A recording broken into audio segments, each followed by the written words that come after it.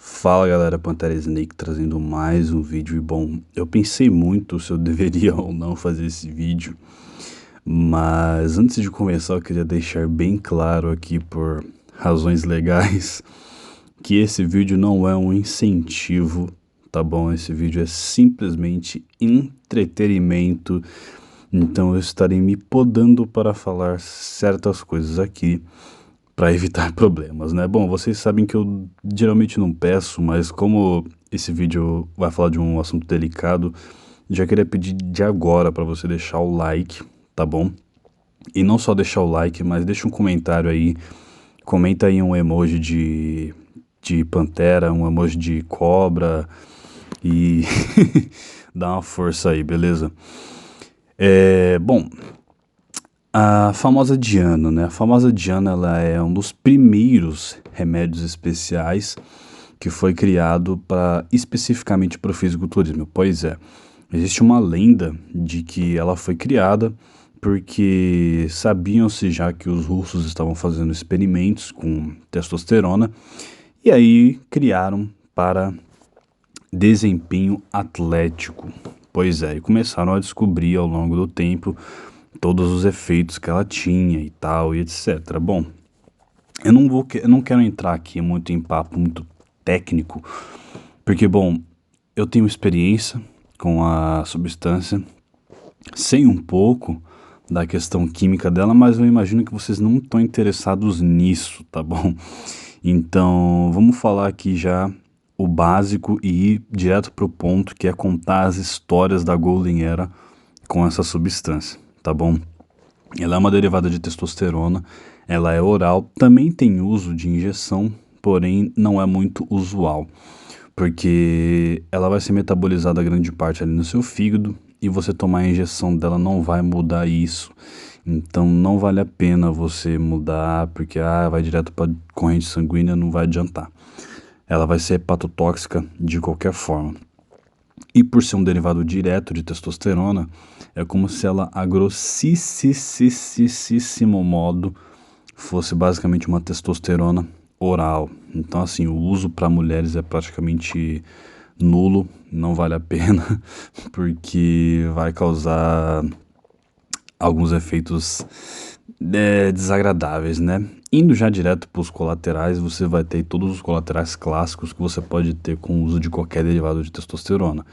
Então, queda de cabelo, acne, pele oleosa.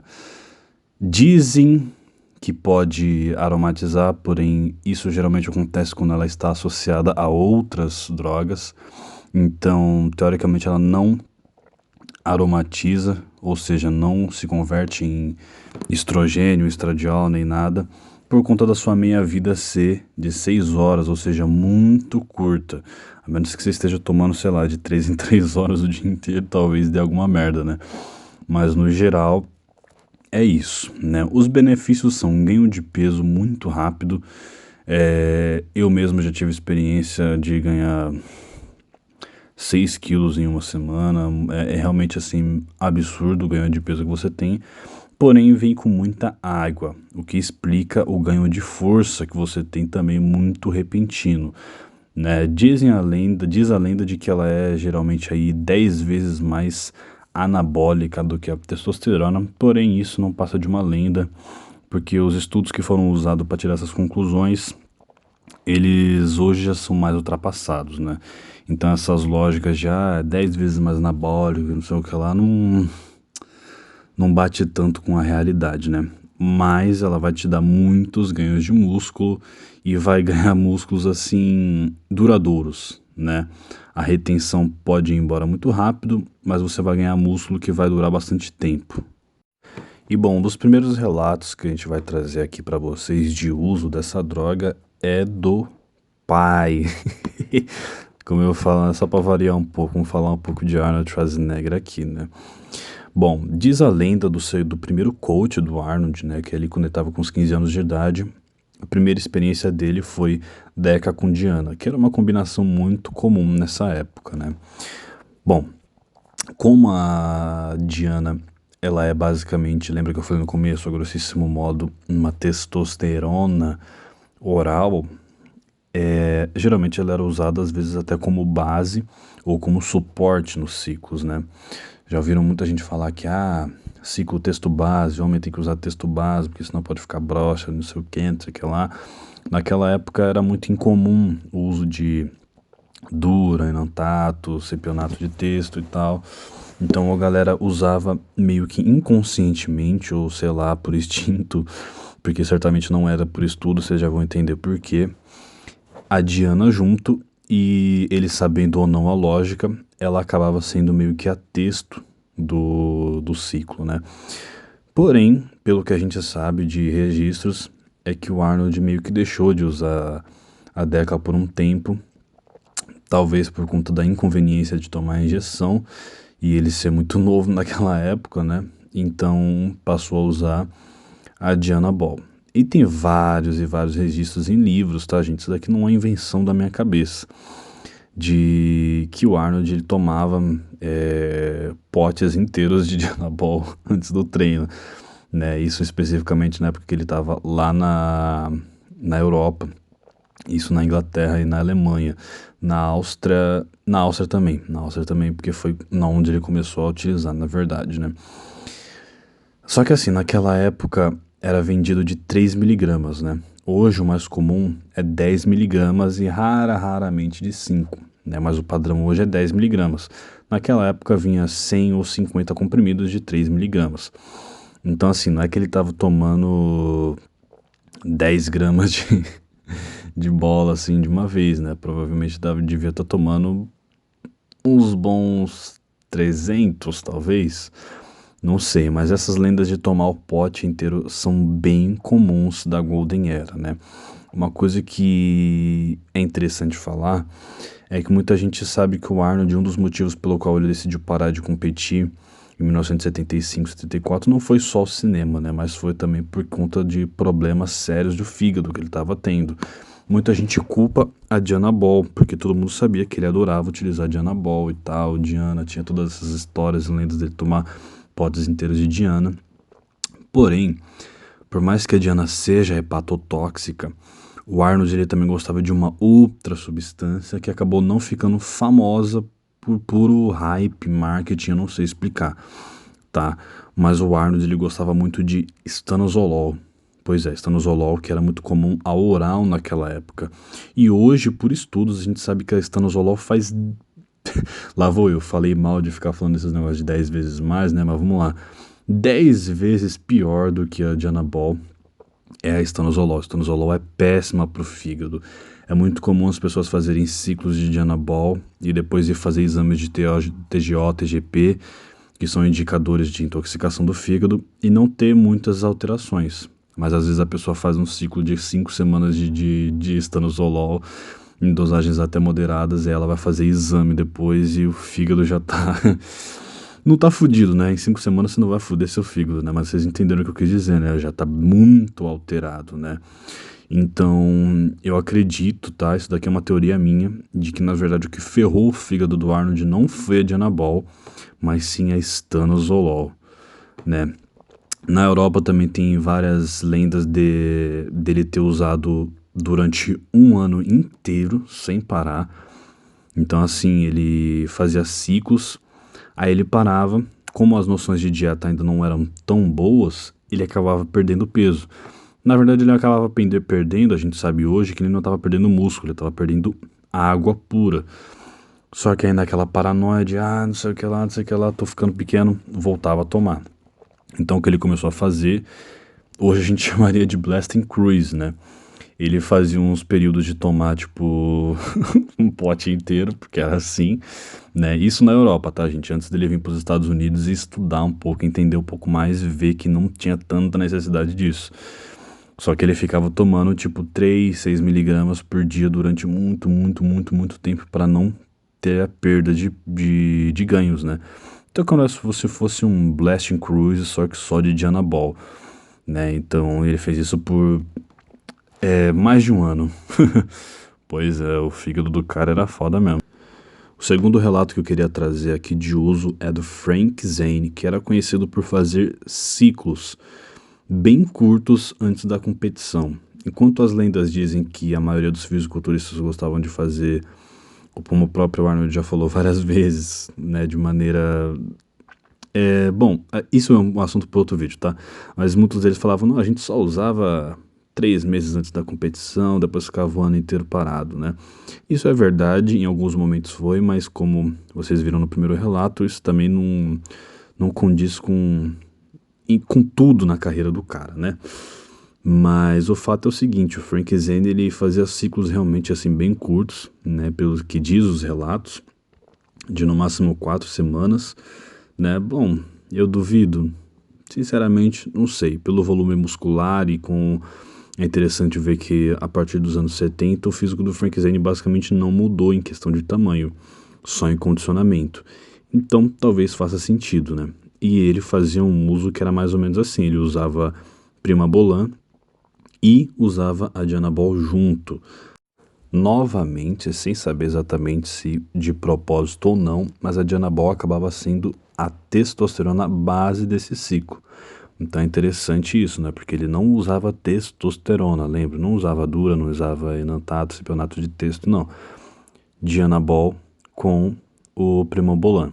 A Primobolan provavelmente entrava aí tirando a retenção da Dianabol, e a Dianabol entrava dando força para o cara treinar, comendo pouco, aumentando a densidade, junto com uma sinergia com a Primobolan, aumentava a sinergia, né, de densidade, etc. Tirava a água, já juntava com a dieta que ele estava fazendo e provavelmente dava certo, tá?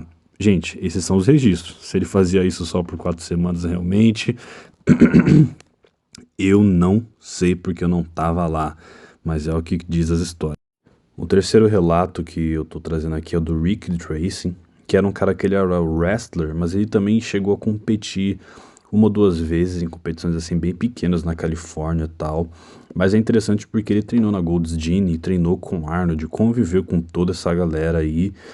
E bom, é engraçada a história dele porque ela mostra um pouco de como que era o cenário cultural de conhecimento dos médicos naquela época em relação a essas drogas, né? Porque assim, o Rick Tracy, ele contou uma história que eu já ouvi de outra pessoa, no caso um cara que não é nem um pouco conhecido, mas que ele viveu essa época e treinou nessa época, de que basicamente ele foi no médico e falou, bom, fiquei sabendo que os jogadores de futebol americano lá da escola, eles estão usando um negócio aí pra ficar mais forte, mais rápido e tal, queria saber o que é. E ele disse que o médico, sem pensar meia vez, ele não pensou nenhuma, nem duas, nem meia, ele falou, ah, tá aqui, ó, Dianabol, então, pronto. De detalhe, tá? Ele tinha 15 anos de idade. E aí ele disse que tomou 2 de tarde, 2 de manhã, por umas 4 semanas e disse que, tipo, dobrou de tamanho. Óbvio que ele devia ser um frango, né? Então não é que ele virou um bodybuilder do dia pra noite, né? Mas dobrou de tamanho. Só que aí parou de tomar, murchou tudo de novo. Porque não sabia treinar, não sabia comer, não sabia fazer nada, né? Então ficou ali temporariamente com um shapezinho e pum, murchou de novo. Quando ele foi pra Califórnia, ele aprendeu mais ou menos como é que usava e tal, e também conheceu as outras substâncias. Uma menção honrosa aqui a um fisiculturista chamado Pete Grankowski, que é conhecido como, não ironicamente, o maior abuser da Golden Era, e ele diz que ele usava cerca de 10 gramas por dia de tudo. É isso mesmo, não tem exagero nenhum. Ele diz que ele utilizava isso, e tem vários relatos dele, tipo, quase morrendo e tendo espasmos loucos e ataques e enfim, mas ironicamente ou não, esse cara, segundo todo mundo que conviveu com ele era o cara que mais entendia de todas as substâncias. Ele era um cara estudioso e culto e ele decidiu usar o corpo dele como um experimento científico mesmo, na prática. Então, por mais louco que ele fosse, segundo todo mundo que convivia com ele, dizia que ele era um gênio de todas essas substâncias, né? E óbvio que ele também era do time de tomar Dianabol de pote inteiro pré-treino. Pois é. Outro relato clássico aí sobre o fisiculturista, que inclusive vai ter vídeo no canal amanhã, fica ligado aí, O Bill Burr que dizia que utilizava aí suas 30 miligramas pré-treino durante 2 semanas antes das competições e depois parava. Bom, isso foi desmentido por ele mesmo anos e anos depois, né? Ele dizia que ele gostava de minimizar ao máximo a divulgação e o uso, porque ele não queria influenciar ninguém, principalmente pessoas jovens, a usar, porque nessa época ele já sabia um pouco das consequências de abusar e ele tinha medo que as pessoas abusassem, né? Então, assim, não acredito que ele foi um abuser, porém ele certamente não estava usando 30 miligramas por 2 semanas antes das competições, né? Ele devia estar usando um pouquinho mais. O último relato ele vem de um jovem que conheceu Fred Ortiz na época que ele era criança, né? Não o Fred Ortiz. Fred Ortiz já era fisiculturista. E ele disse que ele foi na academia e aí ele viu o Fred Ortiz abrindo um potezinho assim com comprimidos e tomando o pote inteiro. Daí ele foi perguntar para um cara, né, que estava treinando lá. Ei, você viu o que era aquilo que o Fred Ortiz tomou, meu? E ele não sabia nem que esteroide existia ainda, né? O que é aquele negócio ali? E aí o cara olhou assim pra ele e falou: aquilo é o que deu aqueles braços gigantes do Fred Ortiz. Pois é, o Fred Ortiz, que foi um grande fisiculturista dos anos 60, também era do time que tomava de Anabol de pote inteiro. Pois é. E dizem as pessoas que conviviam com ele que ele era um cara que estava praticamente o tempo inteiro de mau humor. Por que será, né? Bom, enfim, queria reiterar que esse vídeo não é uma apologia, tá bom? Isso é um negócio bem sério, né? A maioria desses caras que fizeram esses negócios de tomar pote inteiro, por mais que eu tenha contado a história do Stano, etc, etc, galera, isso não é necessário, a gente já sabe hoje que não é, né? Esse canal aqui não vai pregar nenhuma hipocrisia, inclusive eu queria fazer até um vídeo específico sobre isso. A gente sabe que os remédios especiais, eles são parte da cultura do fisiculturismo e beleza, tá ligado? Porém, a gente já sabe hoje que usar qualquer coisa, meu, estourando acima de 100 miligramas, você sendo um cara extremamente avançado, já é muito absurdo dessa substância, tá? Então, enfim, eu sei que você tá aí, que você que já tá planejando fazer merda, você vai fazer independente do que eu falar aqui. Então só tô só reiterando aqui porque eu não quero ser, sei lá, processado por ninguém, qualquer merda assim, tá? Bom, vocês vão ver aí no final do vídeo, eu deixei uma cena que foi excluída do Pumping Iron, que tá nesse novo documentário do Arnold. Se vocês prestarem atenção, o Ed Corner pergunta: quem que é o seu médico, Arnold? E o cara que tá do lado fala: Doutor Diana Ball. Bom, bom, se você quiser um contato de Diana Ball, me chama lá no Instagram. Mentira, lá ele. Ou será que não? Não sei, me chama lá, quem sabe. Mas se você estiver precisando de pré-treino, de whey e de creatina, entra no site da Heavy Subs e usa o meu cupom PANTERA. Tamo junto. Right, this is kind of like the other me that they want the world